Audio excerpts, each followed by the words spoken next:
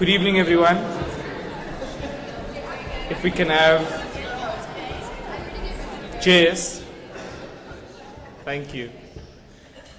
Good evening, everyone. My name is Wade Groep, and I'm the outgoing SRC Manager for Critical Engagement and also your MC for this evening. On behalf of the University of Stellenbosch, I'd like to welcome our guests to Stellenbosch. The weather's really beautiful. This is unique for this time of the year in Stellenbosch.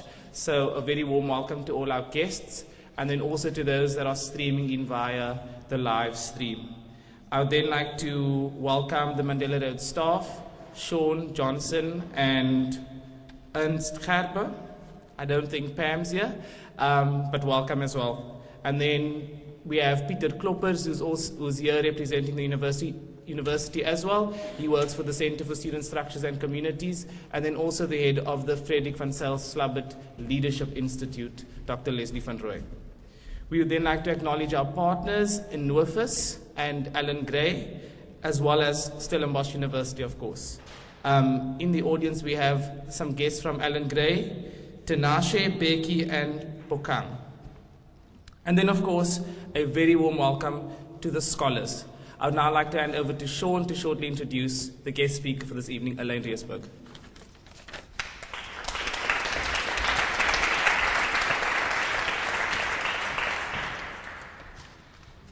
Thanks very much, Wayne.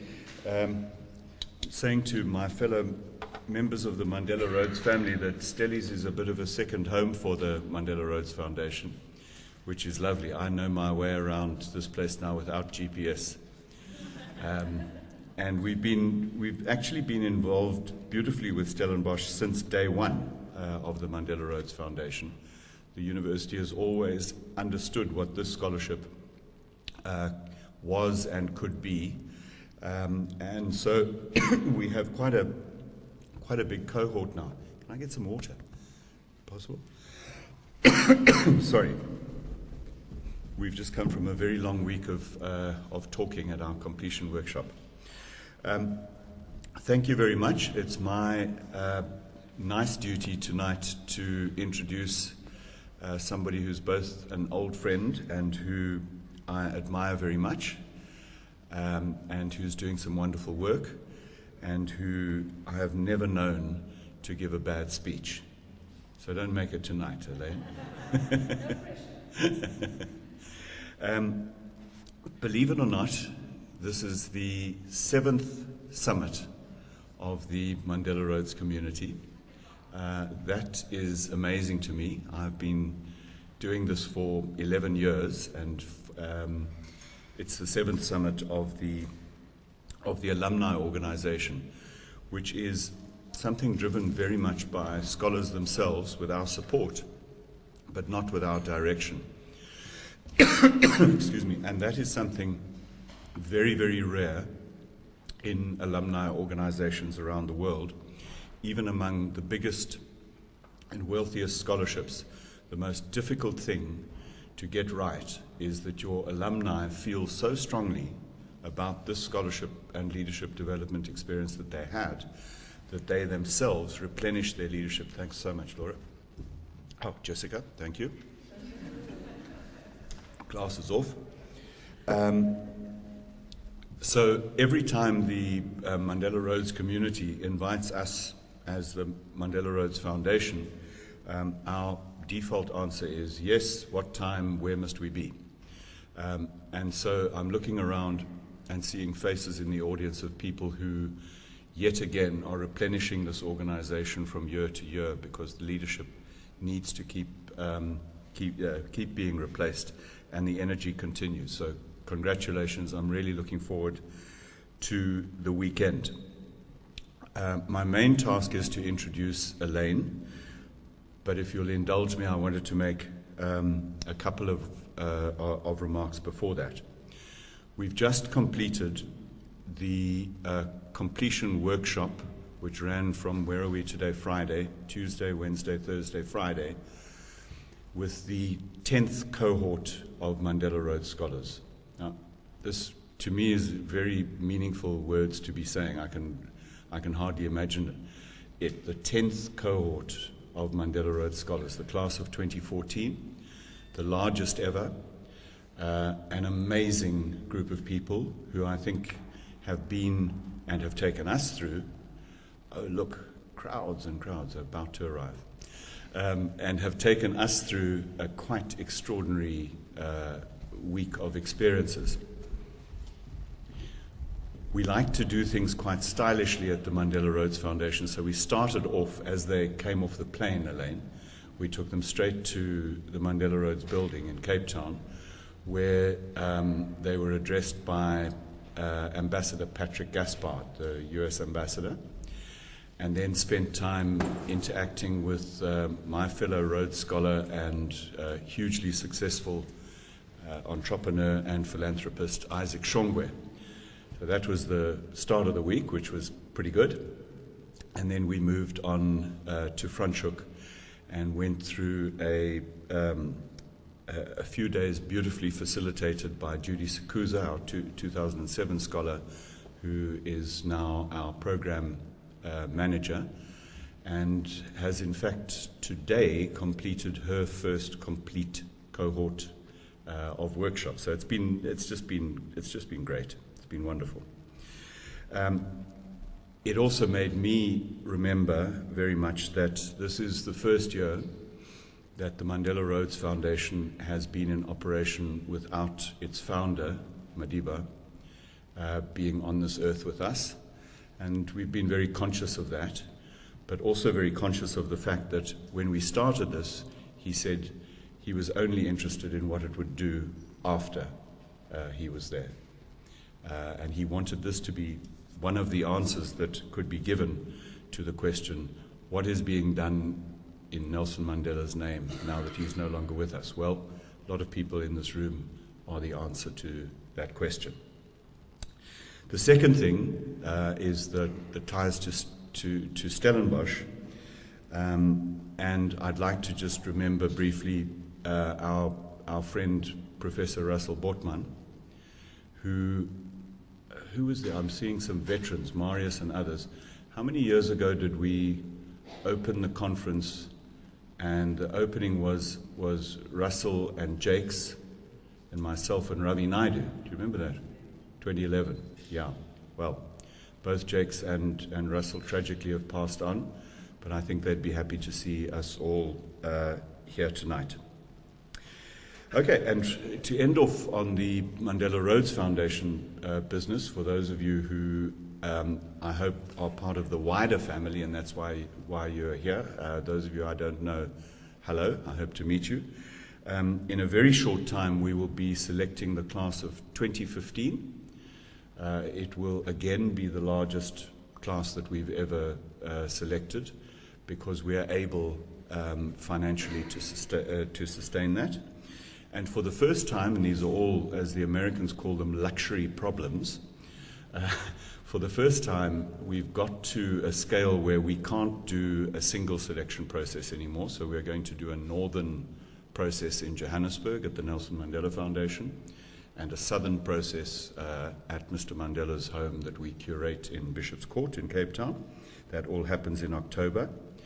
And all of this is pointing to telling you that all is very, very well at the Mandela Rhodes Foundation as we have completed our 11th year. And I really, really look forward to participating in tomorrow's sessions that the Mandela Rhodes Community has put together. And thank you again for including the foundation in this way. And I wish you a wise and wonderful AGM. Make good decisions. It's always a help.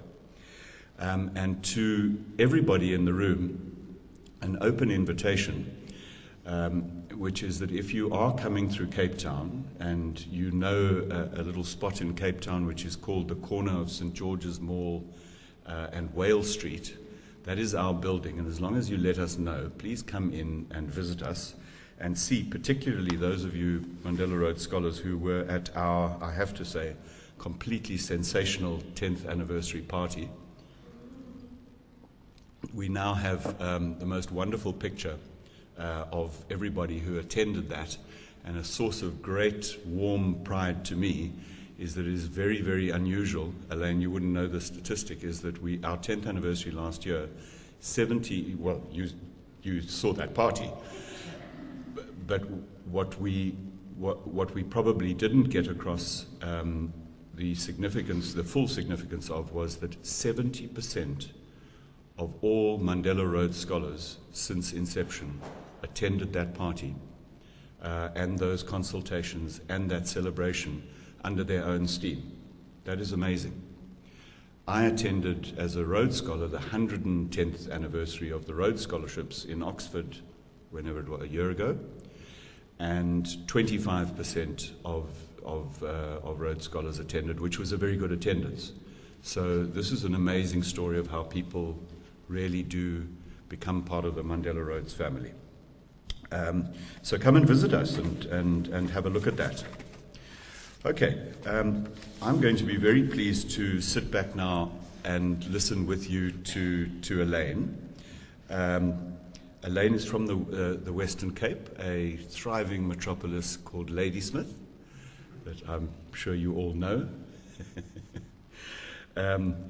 She is, as you do know, the CEO of Cape Town Design NPC, which is the implementation agency for World Design Capital Cape Town 2014, which is doing so many exciting things around Cape Town and beyond. I'm going to give you Alayne's background briefly, but there are many, many things that I can't tell you about her because I know too much. She graduated from UCT with a liberal arts degree, and her early career involved teaching and then famously diplomacy.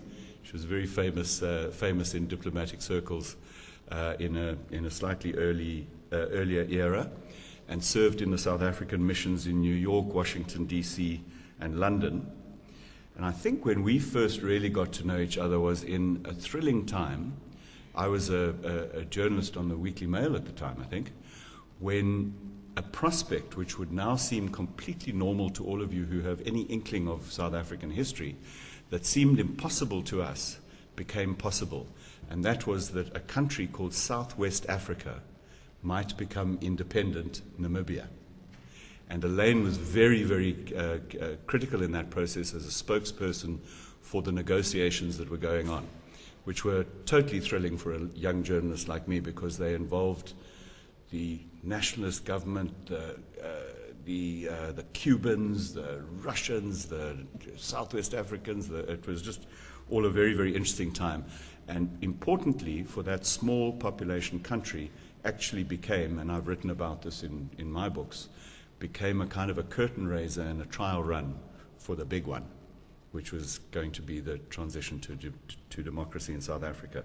So I've got fantastic memories of those times and some pretty wild times at the time that was going on. It was very interesting. Alayne then finished an MA in communication theory in the US. She worked, so listen up, this is a very interesting CV. She worked during the dot-com boom in Seattle for a couple of years before joining a corporation you may have heard of called Microsoft, where she was for 6 years. I used to hear from her from time to time from Microsoft and think, my God, that's a very interesting trip from Ladysmith via Uppington to Microsoft, where she was the executive producer for Bill Gates's Enterprise Summit and Customer Interaction Roundtablers. She came back to South Africa, a very welcome move back to South Africa, in 2009 to set up her own consultancy and joined the World Design Capital team in January 2013. And my wife Stefania asked me to send you love and say she really enjoyed that work that she did with you on it.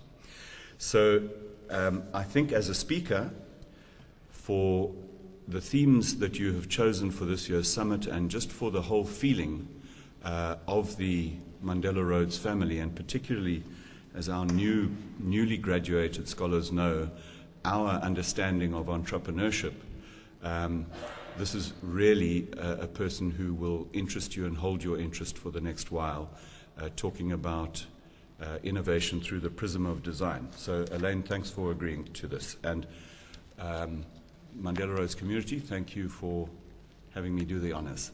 Oh, and Jabulo sends his excellent regards. He's in Joburg.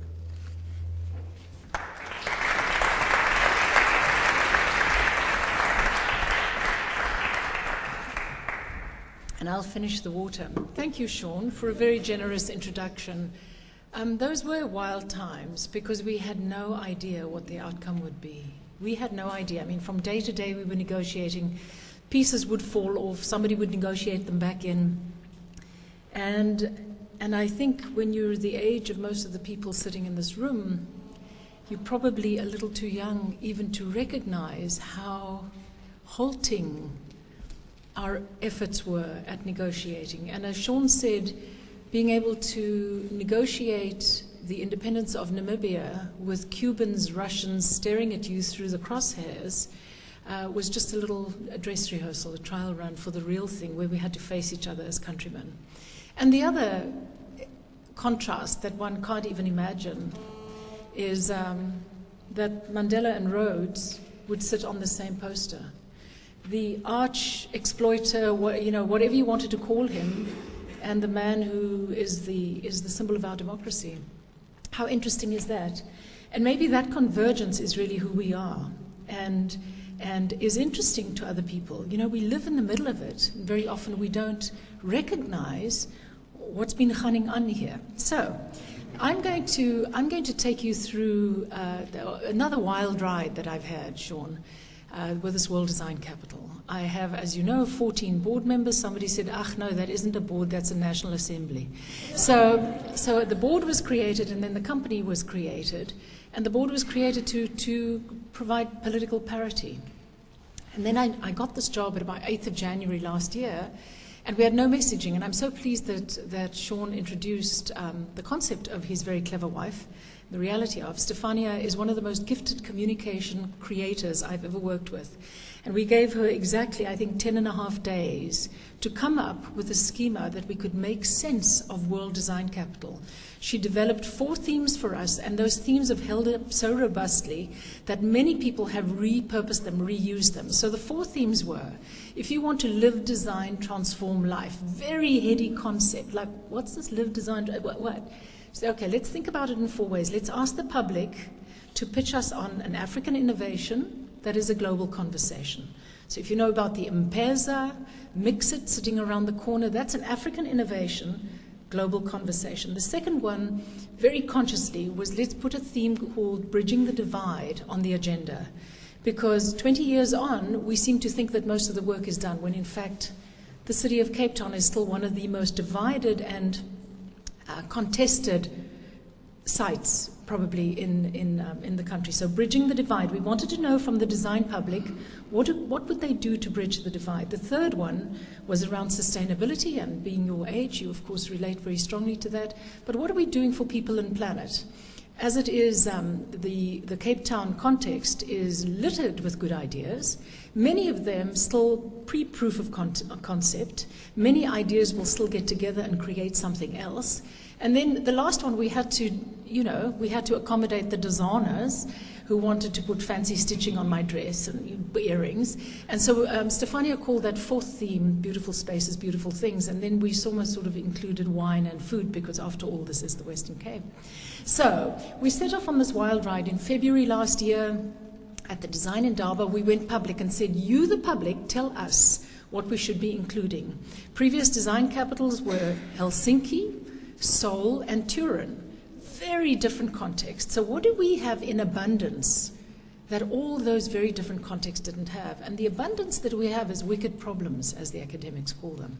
We've got problems here, but fortunately we have a lot of indigenous knowledge, a lot of authentic solutions that go on. So World Design Capital, we've now earned, and Sean, you would love this figure because you lived in that world, we've earned 1.4 billion rands earned media on World Design Capital Cape Town. So we have earned that much publicity for Cape Town, a lot of it from the rest of the world. So when Metropolis magazine gives you 14 pages and Wallpaper magazine sends a delegation and gives you 8 pages, the world is sitting up. What did they see? Because very often I still get calls saying, where's the design, darling?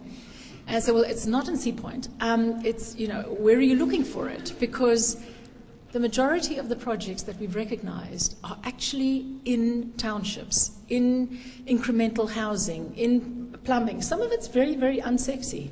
And we say frequently, World Design Capital is about the gritty more than it is about the pretty. And you know what? The world is fascinated. So let me take you through. I'm going to assume that you know very little about the program, but I'm going to blow through it quickly, and we'll end with a rousing video because we spent lots of money on it. But there. So the City of Cape Town is our primary funder. The City of Cape Town, very early on in the bidding process, Cape Town won a competition, put up 40 million rand. Ratepayers' money. So I have auditors and all kinds of interesting things watching me all the time. I think we've spent it well. If you just look at the spend, the earned media, I think we're doing well as an ROI. Having said that, there were very few measures in place, but we'll get to that later. So very often I feel that we were building an aeroplane before it had wings, or we were flying it before it had wings. So here's what's in the program. Our mandate then was to create a whole year.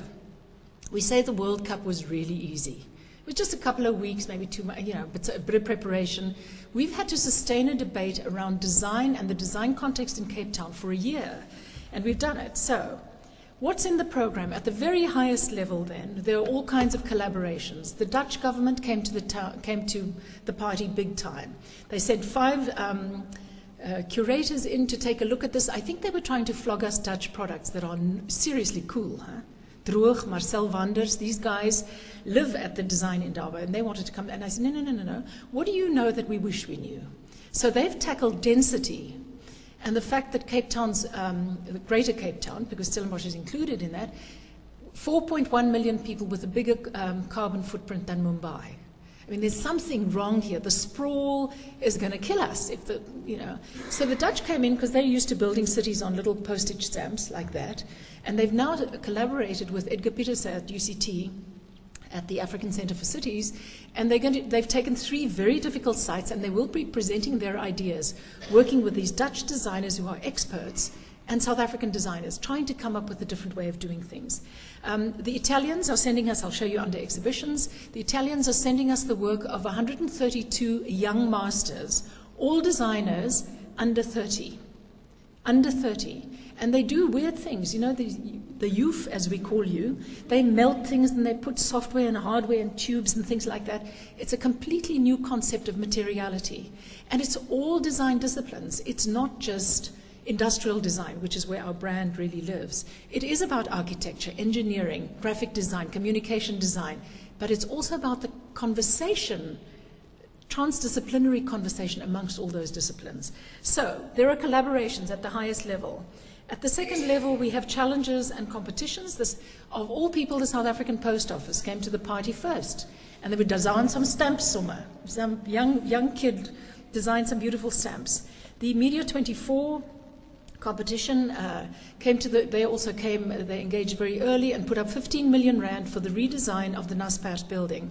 And Sean's got the coolest building other than Parliament in town, but this other one, the Naspers building that stands on the foreshore, was the tallest building in Africa in 1967. So it's got all kinds of heritage, things going on.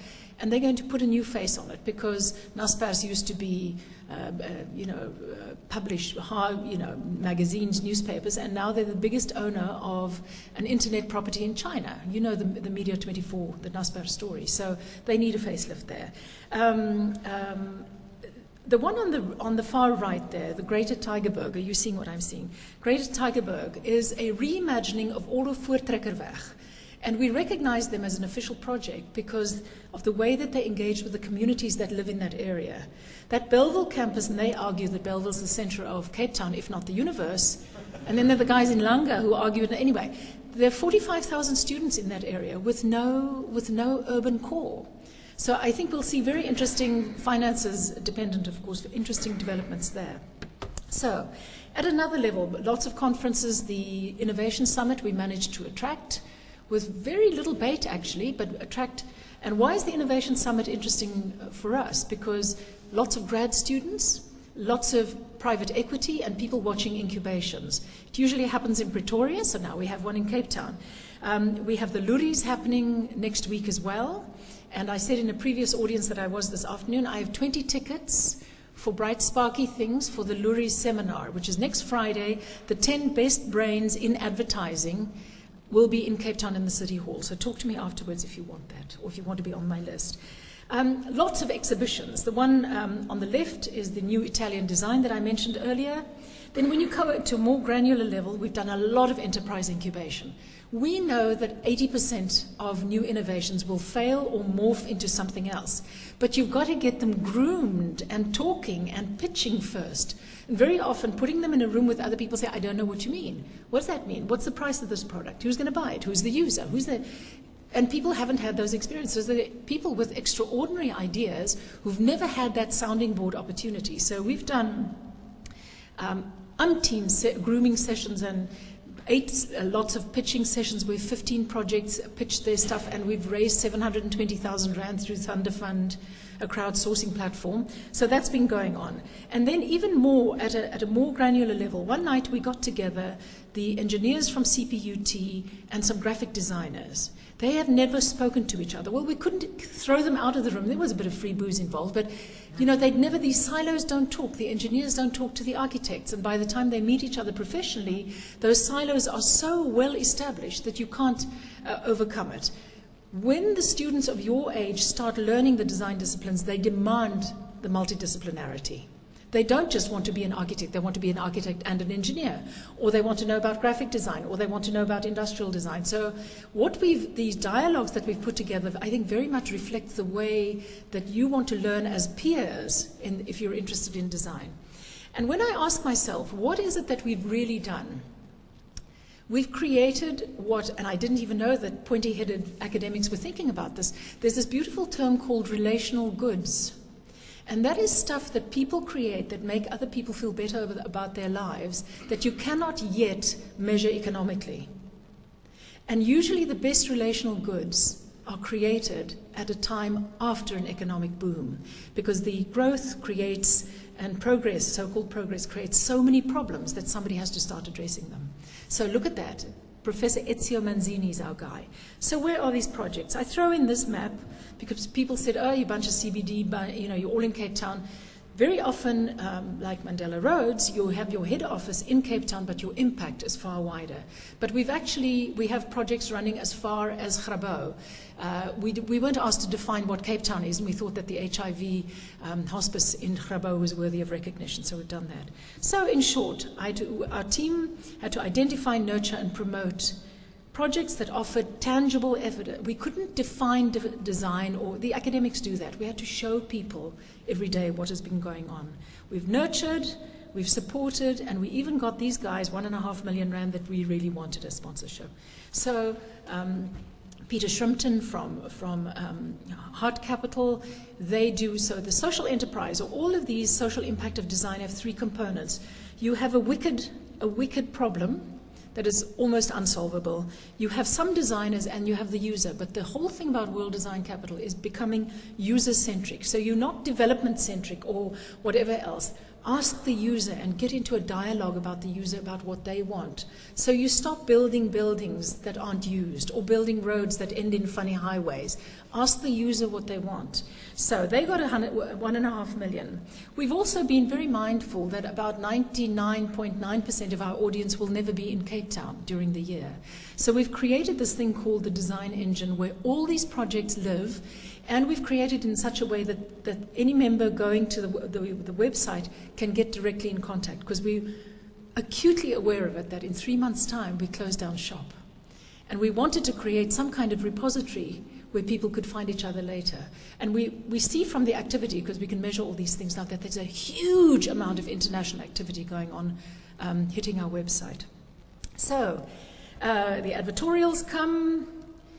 I want to show you our numbers in June. That was a kind of a slow month for us. In June alone, we earned 29 million Rands publicity. And this is not Cape Town, Chardonnay, and Table Mountain.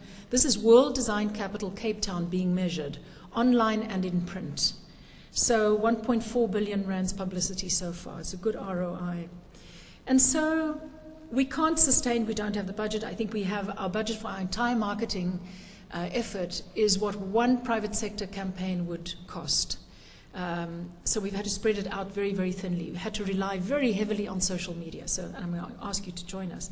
But this is where they're talking about us. So a lot of the publicity was here. But if you see that huge chunk in the US, we think two things are going on here. First of all, Wallpaper and Icon magazine came over. We did a media tour. We spent 200,000 Rand and got a couple million Rands pop on that. But also we think that's the legacy of the World Cup. Because for the first time during the World Cup, Americans came to Cape Town in South Africa in droves. And we've seen that interest. And FIFA actually told Cape Town that sort of 3 years, 4 years later, you get that pop. So this is what's going on for the rest of the year. We have the Red Bull Doodle Art. If you didn't know that it was a global art competition, shame on you, start doodling. Right there in the middle. DDR, just below that in the middle, was a very pointy-headed development and design and research project conference that finished yesterday. On the lower right-hand side, on the corner, we're hosting a design policy conference. It will be the first time in South Africa that a national conference is convened around a design framework. Right now, design strategy lies fragmented, somewhere with Department of Arts and Culture, Department of Science and Technology, there's a little bit at the SABS, but there's no coherent design strategy and there's no entry point for the policy. Is it pro-poor? Is it pro-economic development? So we're trying to, and we know we won't get it done immediately, but there is a need, and in fact a multi-party, bipartisan effort to try and get a white paper or a framework published that they can take to Parliament. Until we do that, we can't get the inward investment. We cannot build the confidence that we're taking design as a core competency seriously. So it'll be at the Cape Town Stadium. It's by invitation only, but if you beg, we can certainly consider it. And then the Design House, the Designing Transforming Cities exhibition is also happening at the Cape Town Stadium. So from October is going to be this extraordinary month. From the 6th to the 25th, we have the new Italian design at the Lookout in the waterfront, and you must go and see it. These are the young, they're extraordinary, the designs. Then we have the Nobel laureates come to town, and Sean, I'm sure you'll be in the front row there as well. So we have 11 of the 14 living Nobel laureates coming to Cape Town, and a conference of young people, 1,500 young people. Immediately after that, we launch our cities exhibition, which will have cities like Paris, Curitiba, a couple of others exhibiting how they use design to transform life. And then we do the design policy conference, and then we hand it on to Taipei, and Taipei is the next design capital in 2016. And then I think my team and I are going to sleep for a couple of days. But the Fringe, the Cape Town Fringe, lower left, is going on right now. If you're in Long Street on a first Thursday, please pop into 150 Long Street, because we have a pop-up space there where we're giving our projects an opportunity to engage with the public. What else? Musenberg Festival, the slap bang in the middle, the light blue one there. We've recognized, usually festivals start and then they try and steal audiences from other festivals. This one has started with the community and its needs and built a festival around that. So if you can pop into the Musenberg Festival, you should do so. So looking ahead, we have a Pick and Pay pop-up has just opened in the waterfront. They're painting things yellow for us. The city's getting yellower and yellower. People are vanging geel gees. There we go. And before I go to your questions, could I just ask for my assistant to come and play you this rousing video, and then maybe I should just fade. But I'd like to thank you for the opportunity to speak to you.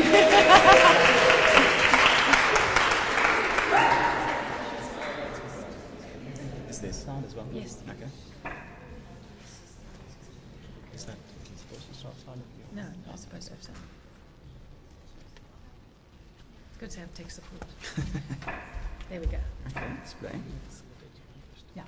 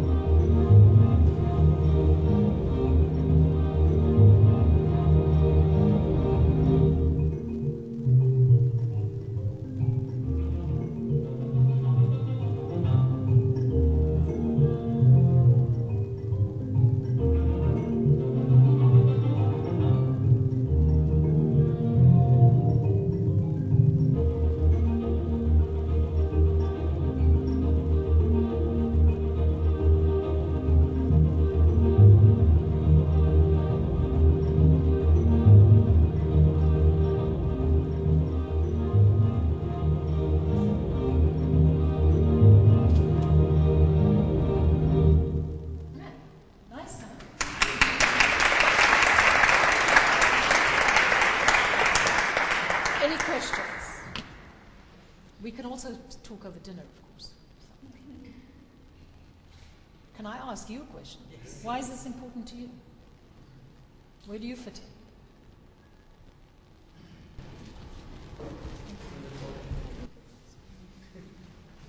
Excuse me, guys, you're going to be running this country in about 10 years' time. I suggest you pay attention. Yes, there's a question in the back, yes. I'm an American, but as a 19-year-old daughter, I want to get an internship with you guys. She better get here quickly. It's over in 3 months. Let me tell you why you're important. And I work with another group, and I won't abuse the platform to plug them, but I work with a group. We had a summit last week. Maybe some of you have been. BYM. The generation sitting in this room has a very, very specific set of aptitudes and preferences. The research tells us that you will only work for significance. Money's okay, but you need to do something important and something relevant. And so here's a whole host of options for you.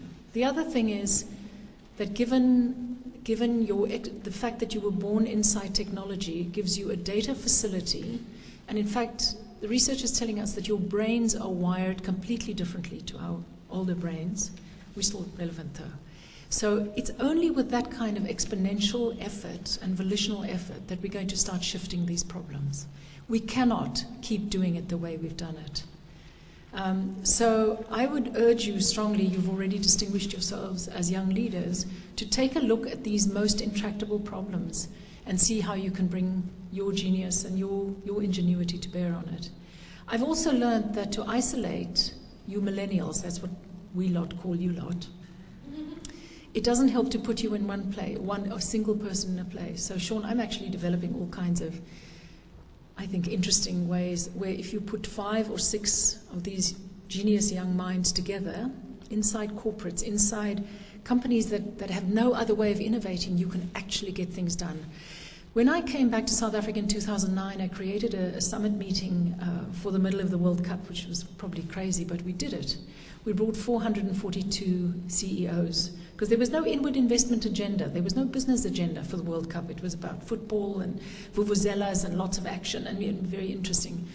And I hired a group of young people. I thought, I'm not going to have any heavy-lidded shuffling up events person say hello to a CEO from Spain or from the UK. So I got brightest young things like you to interact with them. And there was so much work to be done. We had a former president of Pakistan in the group. And the kids were sitting and clustered around him and asked him, how do you run a country like Pakistan? He would not have met with one of those, but he happily met with 30 of them. And that's the power of convening groups like you, because you can make people pay attention to you. You will have Jakes Gerwel and others. They don't have the time or the capacity to scale, to meet one-on-one. But the group of you makes such a compelling value proposition that people do want to get in front of you and talk to you. I did a very interesting millennial pilot project at a very large corporation where we tried to build a youth brand underneath the mother brand.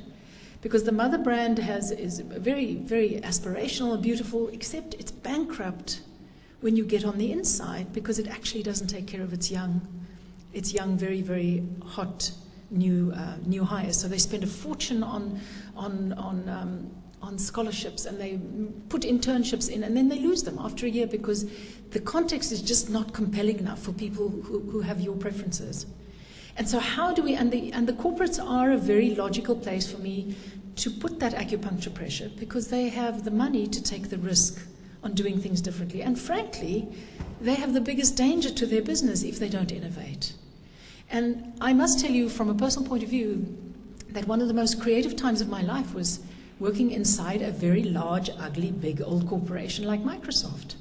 Because they were, and also working in high tech, they will change every day if they have to. Sometimes they change so much they forget about the customer, and we know what happened there. But they can take the risk, and if you put a whole lot of you in one place, I'm sure we're going to see extraordinary results. So don't get isolated, don't get cut off from the pack. Go and talk to corporates. You need advocates. You need somebody to say, take a risk on these 4 or 5 people, or do it differently. Ring fence it by all means. You can't be stupid with a tax. shareholders' money. But we're not going to get the work done by supporting hierarchy, by not allowing you lot to come in and do things differently. So I'm very passionate about creating space for the millennials, qualified millennials. I can't solve the whole problem, but I can in some small measure make sure that you get a hearing inside some of the big corporations, and they need you. And I think I'm going to stop there now. Thank you.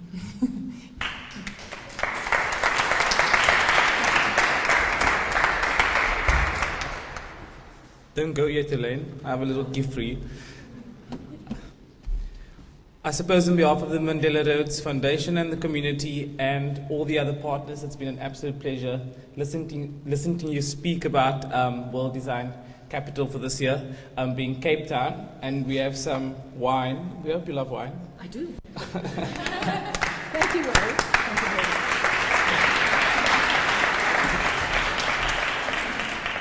very much. So this basically wraps up the evening. As far as I know, Abby, the shuttle should be here just after 7, but you're more than welcome to socialize and engage. Alayne says she'll be walking, so more of you're more than welcome to accompany her to the venue as well. So thank you very much.